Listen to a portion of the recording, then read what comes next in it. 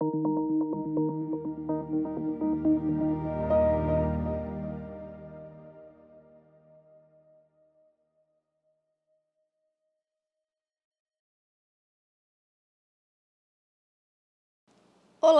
bem-vindo, bem-vinda ao Estação IFB, um podcast de educação, cultura e atualidades. Hoje nós vamos retomar um tema que vale sempre a pena abordar: liderança feminina. Mas por quê?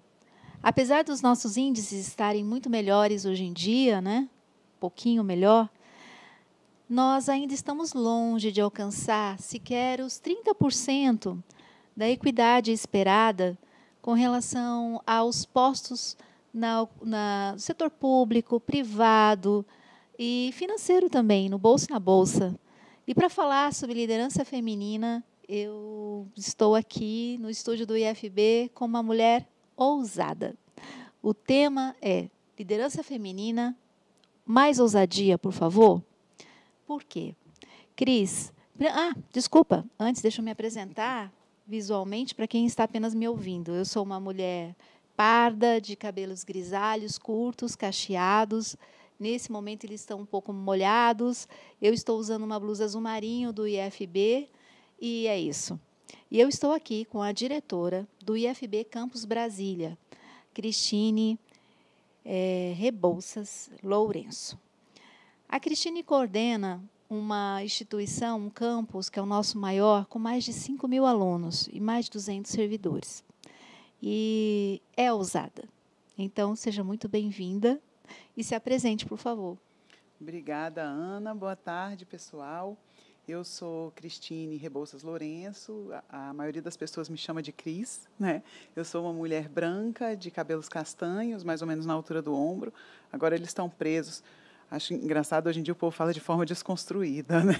Porque é bagunçado mesmo, espontâneo, fiz no carro. E estou com uma blusa preta de bolinhas brancas e é um prazer imenso estar aqui hoje com vocês. Ai, que bom. Cris, para começar, você é professora da área de física, doutora nessa área. E também, durante muito tempo, não sei se ainda hoje, dá aula na área de tecnologias, né, de informática do Campus Brasília, além de diretora. A ousadia começa por aí, porque eu imagino que tinham poucas mulheres nos cursos que você frequentou.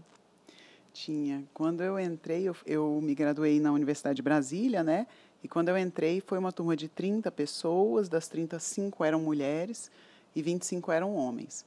Então, ao longo do curso ali, fomos poucas. E a gente ainda tem uma evasão muito grande no curso de física, tanto de homens quanto de mulheres, né? O grupo só foi diminuindo. Mas as que estavam lá são amigas até hoje. Hoje mesmo eu tenho um encontro com duas que se formaram junto comigo. Então, é bem complexo. O cenário ainda é muito masculino, né? Lá no Campus Brasília, você falou que é o maior campus do IFB hoje, né? De fato, é um desafio enorme. Eu acho que a gente está tateando no sentido de que as coisas melhorem, mas ainda estamos tateando no escuro. Óbvio que já está muito melhor do que foi um dia, mas a gente tem 4 eixos lá, e o eixo de comunicação e informação, na realidade, eu dou aula de física, no curso de informática, integrado em informática, mas eu sou professora de física lá. Hoje eu estou atuando com a disciplina de projeto integrador, mas até pouco tempo eu estava dando aula de física também. No curso e na área de comunicação e informação, são poucas mulheres, né? Então, a gente, inclusive, tem lá no campus um projeto que visa fomentar, e eu gosto também de falar fermentar, a participação feminina nesses processos, nas áreas STEM, né? STEAM também, que é o projeto Meninas na Ciência. Ele nasceu como apenas um projeto de extensão, mas ele vem ficando cada dia mais forte, exatamente para dizer para essas meninas que elas podem. Eu estou aqui olhando para a minha agenda, né? Eu não sei se todo mundo consegue ver dali, mas eu tenho a agendinha do Meninas na Ciência, da qual eu me orgulho bastante. Hoje, antes de vir para cá, eu recebi uma estudante lá no gabinete, ela ganhou um prêmio no Congresso de Iniciação Científica, no 2º Congresso de Iniciação Científica da UNB, e ela pediu para eu guardar o prêmio lá no gabinete, que ela quer que aquele prêmio seja referência para outras meninas, porque ela só descobriu que era possível que ela ganhasse aquele prêmio no dia em que ela viu uma colega dela ganhando, no ano passado. E eu acho que isso é muito importante. Tem uma propaganda de um carro, posso falar a marca? Pode. É uma propaganda da Mercedes-Benz que me tocou bastante quando foi ao ar. Ela começa dizendo assim, falando de uma menina que é excepcional, que ela é maravilhosa, que ela é incrível, e aí, no final, a pegada é assim, tá, mas e se eu não quisesse ser excepcional? E se eu só quisesse ser uma de muitas? Eu acho que a gente tem que trabalhar para que não sejam 5 meninas entrando no curso de física, para que sejam 15. Né? Por que não 15? Por que teve que ser tão extraordinário que eu tivesse lá entrando? Eu acho que a gente tem muitas batalhas ainda para lutar, mas teve época que não tinha nenhuma. Né? Então, é muito importante que a gente esteja caminhando nesse sentido, ousando nesse sentido. E aí vem o que é que te levou e o que é que te incentivou, te fermentou a ter essa coragem? De fazer física? Sim. Quando eu estava no ensino médio, eu gostava muito de física. Eu sempre tive muita aptidão para... Na realidade, a época que a gente estudou, a escola era muito diferente. Né? Eu acho que priorizava-se muito a inteligência lógico-matemática. Ainda bem, eu tenho bastante. Eu acho que hoje eu não tenho tanto.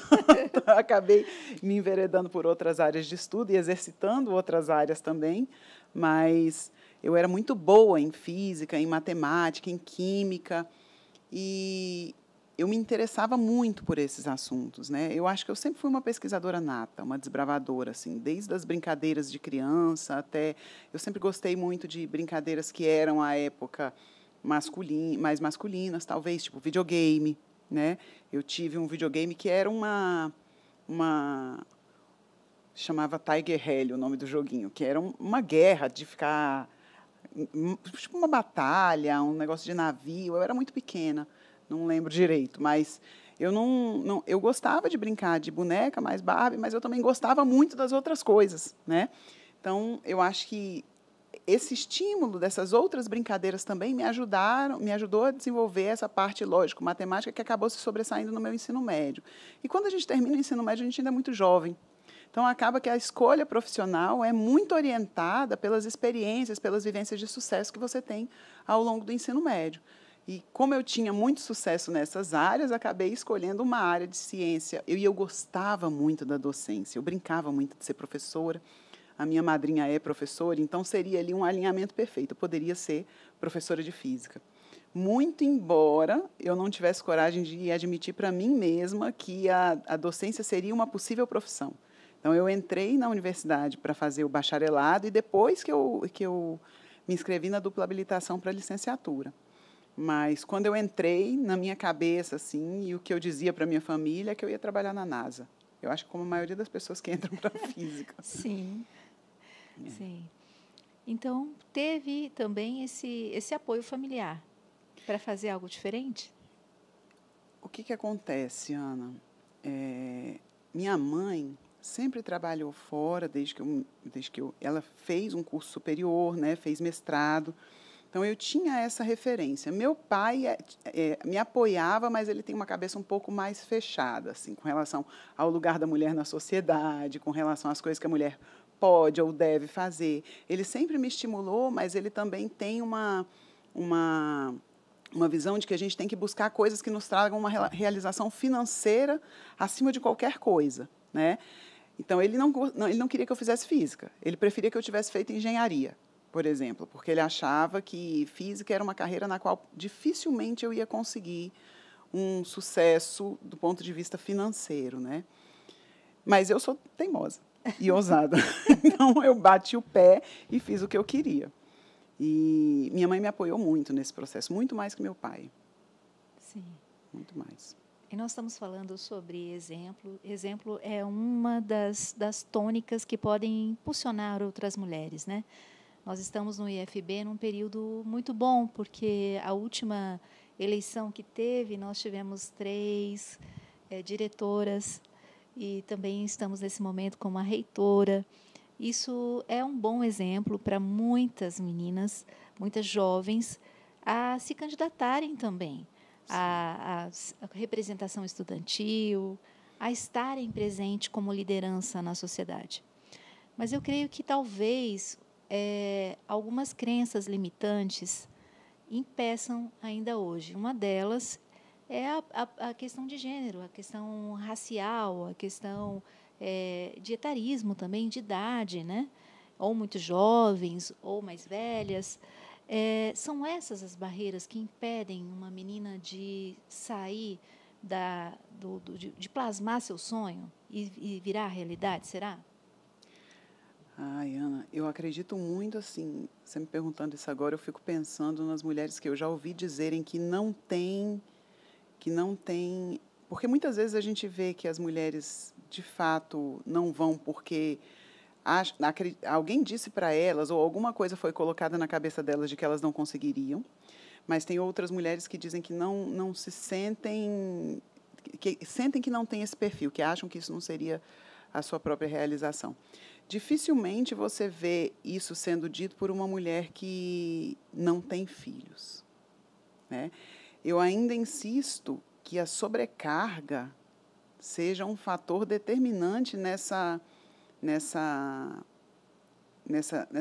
como dificultador nesse processo. Então, muita gente acha que não vai dar conta. Mas por que não vai dar conta? Às vezes não é por alguma habilidade ou alguma capacidade que a pessoa não tenha, mas porque tem que dar conta de tantas outras coisas, de uma infinidade de outras questões que não tem condições de dar conta de mais nada, né? E isso acaba sendo um bloqueio. A sociedade trabalha para limitar as nossas potencialidades, porque uma série de atividades que deveriam ser divididas são colocadas na conta das mulheres. Sim. O tempo inteiro, né? Eu me lembro quando eu estava na época de campanha, eu entrei numa sala para me apresentar, eu fui candidata única no Campus Brasília, então, na regra, eu nem precisaria ter feito campanha, né? Mas me causava um desconforto muito grande ser eleita diretora do campus sem que as pessoas sequer me conhecessem, sem ter um apoio ali, uma referenda da minha comunidade. Então, eu fiz questão de passar em todas as salas, me apresentar, dizer quem eu era, falar um pouco da minha história, dos meus planos, que eu contava com a comunidade para me apoiar, que eu estava ali, né, disposta a ocupar uma posição de representação dentro da comunidade, né, e não qualquer outra referência. Eu queria, de fato, fazer aquilo que a comunidade do Campus Brasília ansiava. E aí, nessa sala, que me marcou demais, já estava de noite, eu tinha passado o dia inteiro entrando em todas as salas, me apresentando para os estudantes, os 3 turnos. Estava de noite, tarde da noite já. Eu entrei numa sala e um professor que estava dando aula falou assim, mas você está ciente do desafio que você vai encontrar? Eu falei, acho que estou. Aí ele disse assim, mas você é uma mulher, você acabou de dizer que você tem 2 filhos pequenos, você é casada, acho que você não tem noção do desafio que você vai encontrar. E naquela hora só passava pela minha cabeça assim, será que se fosse meu marido que estivesse aqui, ele estava perguntando isso? Porque isso não tem que ser um desafio para mim. Ou é um desafio para qualquer pessoa, ou não me venha falar disso. Porque estar numa posição de liderança também faz parte da construção de referência que eu estou dando para os meus filhos. Ver a mãe deles numa posição como essa, não que eu ache que ser diretora do Campus Brasília é um absurdo, é o auge de tudo que a mulher pode chegar, mas é alguma coisa. Então, eu estou dizendo para eles que as mulheres podem. E que não está só na minha conta estar 100% para eles, ou estar 100% para casa, ou fazer... Outro dia eu estava estava a Alessandra, a Alê, do Campus Gama, a Andresa, aliás, a Alê do Riacho, a Andresa do Gama, né? E Verusca numa mesa lá no Campus Brasília de lideranças femininas. E eu acho que foi a Andresa que falou assim, a gente tem tanta coisa para fazer, família e tudo, e quando chega de noite, dá uma alegria saber que a gente deu conta de tudo. Eu acho que tudo que eu fiz desde que eu assumi essa direção foi não dar conta de tudo. Eu nunca dei conta de tudo. E, muitas vezes, A gente se culpa por isso. Só que essa culpa não é nossa. Quem disse que essa culpa é nossa? Eu acho que o primeiro passo é esse, é você entender que a culpa não é, que você não tem que dar conta de tudo. Que você está dando o seu melhor. Que você está fazendo o possível, você está dando o seu melhor. E tudo bem, você também está criando outras referências, outros impactos, você está dando conta de outras coisas, né? Fazendo diferença na vida também de outras pessoas. E isso é importante para caramba. Eu não tive a minha mãe disponível em casa para mim, para os meus irmãos, como talvez uma pessoa que, à época, ou por opção, ou porque não tinha como trabalhar fora, tivesse em casa 100% do tempo, dando apoio, dando suporte. Mas isso não significa que a minha mãe tenha sido uma mãe pior para mim. Pelo contrário. Minha mãe foi excelente. Eu acho que minha mãe é uma grande referência de mulher. E se um dia eu for para os meus filhos a referência que minha mãe foi para mim, eu já estou muito satisfeita. Eu vejo na sua fala uma questão que quebra também, que é a espacialidade. Né? A gente não precisa estar para estar presente. Isso, exatamente. Às vezes está muito mais, porque cada vez que você fala de uma pessoa que é referência para você, ela está com você. Né? É muito mais forte, assim como passam-se os tempos e a gente nunca vai esquecer aqueles professores que marcaram a nossa vida, a nossa trajetória, as nossas decisões. É muito mais do que dizer, vá por ali, mas sendo exemplo, né? Sendo exemplo. Que coisa linda foi a gente ver a Fernanda Torres dedicando o prêmio lá, o Globo de Ouro, a Fernanda Montenegro. E que coisa linda ver aquela leitura da Fernanda Montenegro, reconhecendo a Fernanda Torres como atriz, como filha, como profissional. Isso transcende qualquer coisa, né?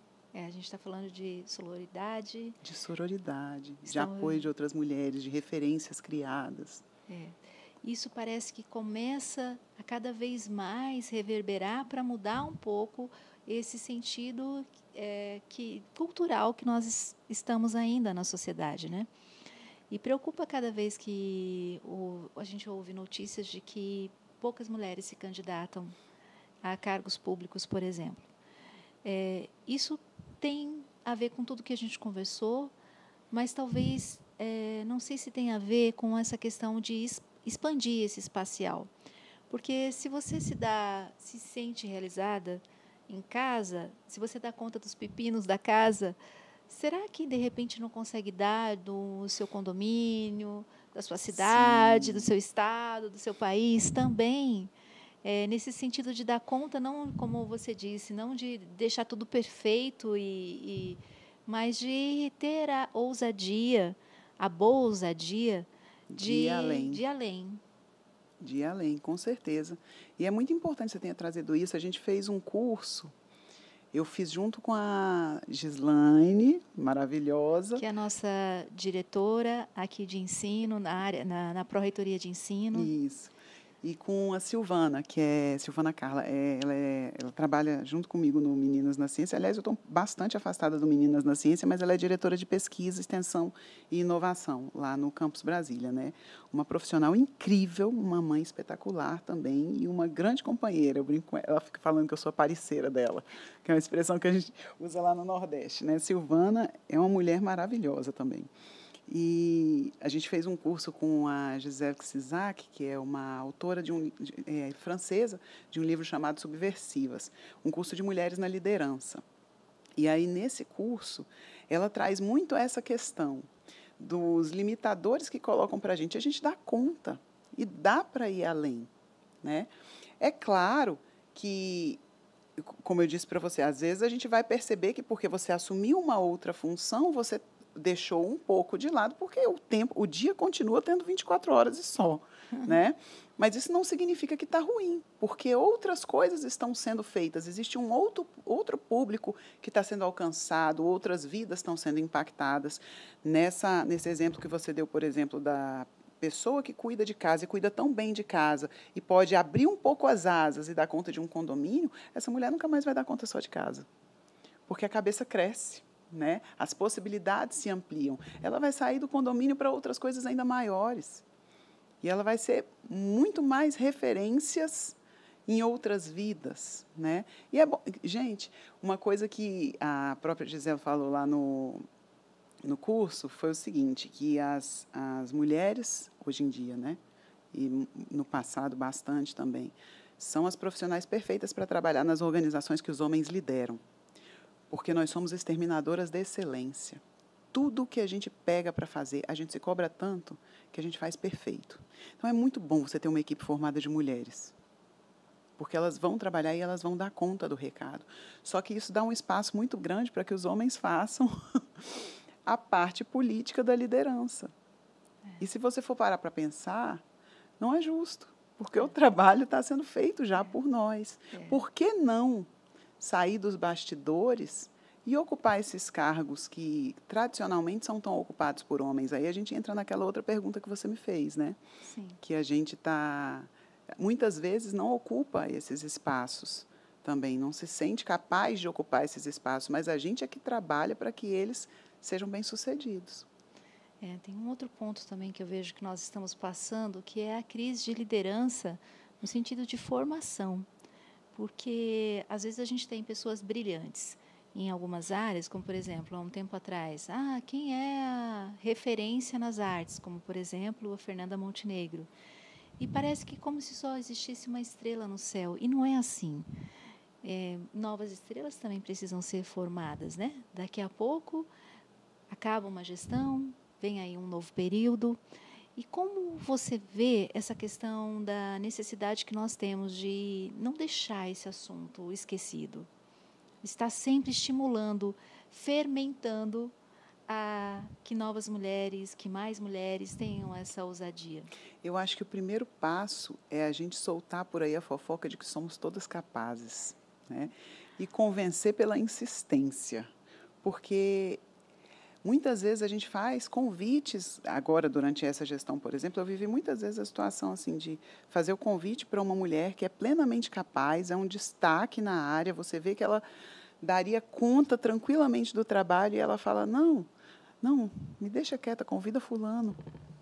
E eu falo assim, mas por quê? Se eu tenho você, se eu posso convidar você, se eu quero você, se eu acho que você tem tanto a engrandecer e contribuir com a equipe, deixa eu convidar você. Seja você, só seja você e faça o trabalho. Você vai dar conta. E muitas vezes a própria pessoa se desacredita, né? Então, eu acho que a gente tem que acreditar em mulheres, trazer mulheres para cima, fazer com que as mulheres se livrem da culpa eterna, né? E dizer para elas que está tudo bem não ser perfeita, não dar conta de tudo. E eu acho que, aos pouquinhos, a gente vai construindo essa segurança no coração das pessoas, porque é muito ruim você sentir que você está sendo julgada o tempo inteiro e que as pessoas têm expectativas com relação a você que você não vai conseguir atender, simplesmente porque você tem outros interesses também, né? Você está fazendo escolhas que são suas. Você botou outro ponto que eu acho que é um nó. O julgamento, a crítica, o que os outros vão pensar. Essa é uma barreira que precisou ser ultrapassada para poder estar onde você está? Todos os dias, o tempo inteiro. E nas pequenas coisas. Nas pequenas coisas. As pessoas têm expectativas com relação ao meu comportamento, ao comportamento das mulheres como um todo, que, na maioria das vezes, são frustradas. E, quando são frustradas, a carga vem com tudo, né? Porque, às vezes, a gente precisa ser mais duro na gestão, mais dura. Às vezes, a gente precisa acolher. Às vezes, a gente precisa... O que é necessário para se fazer uma gestão inteligente, nem sempre tem a ver com o que esperam de você. Mas a gente tem que ter a firmeza ali, a segurança no coração de que você está fazendo o que está certo. Então, várias vezes eu tomo atitudes que desagradam pessoas, né? Mas eu tenho a certeza de estar agindo pela coletividade, por exemplo. E muitas vezes as pessoas se decepcionam comigo, porque me conhecem no meu pessoal e não esperam isso de mim. Mas era o necessário naquele momento, né? Então, é bem difícil você não frustrar expectativas quando você começa a fazer um bom trabalho. porque as expectativas muitas vezes têm a ver com relações que não existem com a Cris gestora, com a Cris que está trabalhando naquela posição, mas com a Cris pessoa. Então, espero que você quiser de mim, se você for meu amigo, quando eu estiver sendo sua amiga. Mas, se eu estiver gerindo o campus, espere que vai ser priorizado o interesse do coletivo. Isso parece muito mãe também, né? Porque tem uma diversidade de filhos, cada um tem uma necessidade. E a compreensão de que inteligência é isso, esse discernimento entre o que é preciso fazer pelo todo e não apenas pelos próprios interesses, é sempre desafiador, né? É sempre desafiador. E o mais difícil é a gestão de pessoas. Como diria o José Anderson, ele tinha razão. Lá no começo da gestão, ele me falou isso, o mais difícil é a gestão de pessoas, porque é uma gestão de expectativas. E as pessoas é que fazem a cultura perdurar, a parte social continuar acontecendo, né? E as expectativas são de pessoas. É bem complexo isso. Cris, eu vou furar um pouquinho o meu programa aqui, porque uma das coisas que me chamou a atenção na sua gestão é o estimular o entrosamento das pessoas. Porque, ao mesmo tempo que nós estamos vindo, né, você veio de uma gestão que assumiu logo após uma pandemia e de um isolamento, né, e muito das questões individuais. E fomentar, estimular, fermentar, como é a palavra sendo usada, que as pessoas se reúnam, convivam e sejam ouvidas e ouçam, falem. É algo que parece que faz a diferença, principalmente com o desafio de uma gestão com tantas pessoas para gerir, né? Você acha que realmente isso é o necessário? É comer junto?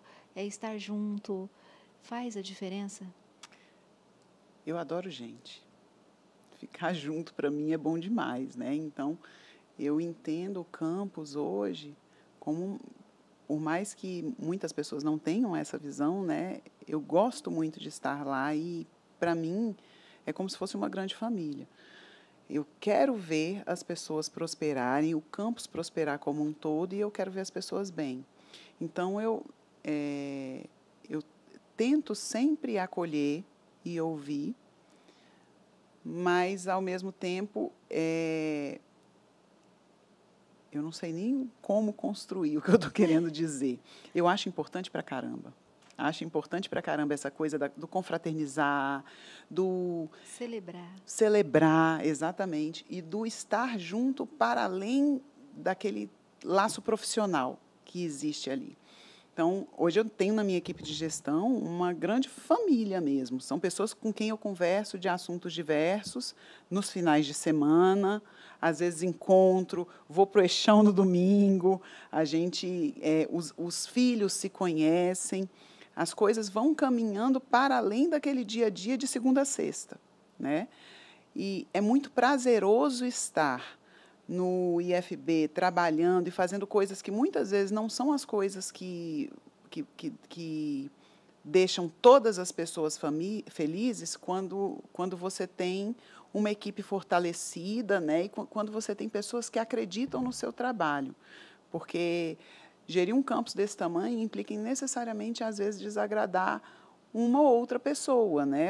Porque o campus tem suas necessidades, a administração tem as suas necessidades, mas que bom é saber que as pessoas que estão ao nosso redor são família, tipo, estão ali para além daquele momento, daquela reunião, vão te acolher depois também. E assim é também o inverso. Então, eu faço questão de sempre, eu almoço no campus quase todos os dias, eu fico no campus até 10 horas da noite, muitas vezes. Ontem mesmo eu fiquei, hoje de manhã eu já estava lá, porque eu gosto de estar no campus. É interessante que nós estamos falando de uma instituição que ela também tem uma diversidade do começo ao fim, hoje, do que a gente tem, né? De um ensino médio, do adolescente, de 13 anos, e temos o mestrado no Campus Brasília. Então, tem o dia todo diversos públicos. E é uma instituição que tem uma característica muito diferente também dos demais, porque além de ter eixos desde a gestão, eventos, que é o pessoal da festa, da dança, mas também tem o pessoal da tecnologia, né, da informática, Da gestão. E tem toda essa diversidade e, ainda por cima, é uma referência para a rede federal e para Brasília, né, porque é um campus que recebe eventos o ano inteiro. É muito difícil um mês que não está tendo lá, ocupando um auditório. Sempre tem visitante, tem gente de fora. Então, é uma casa aberta, né, para outros públicos. E, como tudo, cada vez que chega uma visita, a sua visita traz o seu trabalho também, né? Quer um espaço limpo, organizado, quer um data show. Nem sei se tem data show, ainda existe hoje em dia, não? É outra coisa. Existe. Microfone. Não é data show, Querem. Projetor, Existem sempre essas necessidades e é receber visita constante. Isso faz também mais desafiador ainda, né? Imagino. Porque, de novo, a gente começa a lidar com expectativas. E como nós somos uma instituição pública, muitas vezes a gente não consegue atender as expectativas das pessoas. Então, eu recebo muita gente lá no campus que fala assim, poxa, mas a sua copeira pode fazer um cafezinho para o nosso evento? Eu falo, não, a gente não tem copeira, a gente tem nem o pó do café, às vezes. Mas a gente tenta atender com o coração aberto tudo que a gente pode, porque é um espaço público, né? Então, ele deve ser bem utilizado. E as relações que ficam também, quando a gente atende, as pessoas entendem, né, depois de muitas tratativas que a gente não pode fazer tudo do jeito que elas gostariam, mas o nosso espaço é maravilhoso. A infraestrutura do Campus Brasília, de fato, é uma infraestrutura impactante, da qual a gente se orgulha bastante, e os laços ficam. Então, a gente tem grandes parceiros e grandes amigos que surgiram com essas parcerias, com um empréstimo de espaço. Aí, às vezes, a pessoa vai usar o auditório e vê que a caixa não está funcionando. Aí ela pega e conserta a caixa. E aí as coisas vão caminhando. Mas o Campus Brasília tem essa característica também das inter-relações, né? Dessa relação com a comunidade externa e com a comunidade interna muito, muito intensa e muito presente. Então, não existe. Esse mês que a gente não tem nenhum acontecimento externo no campus, não existe. O comum é ser todos os dias, e a gente recebe com muita alegria. Que bom. Agora, para encerrar, se você puder deixar algumas dicas, alguns conselhos para as mulheres ousarem a liderança. Eu diria, entendam que a culpa não é de vocês, que a culpa é algo que outras pessoas estão trazendo para a nossa vida. Briguem pelo direito de ser e de escolher de vocês e acreditem no que vocês são capazes, porque eu acredito, gente, como eu acredito no potencial das mulheres.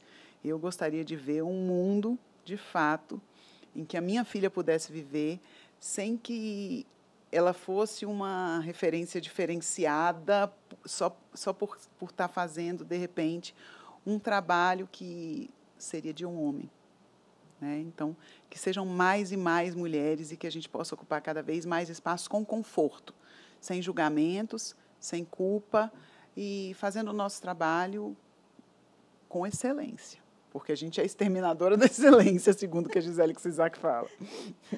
Então, eu tenho muita alegria de, hoje, conduzir esse projeto Meninas na Ciência, né? Porque o que a gente faz, de fato, é dizer para essas meninas que elas podem ocupar espaços na academia, que elas podem submeter um trabalho para um congresso.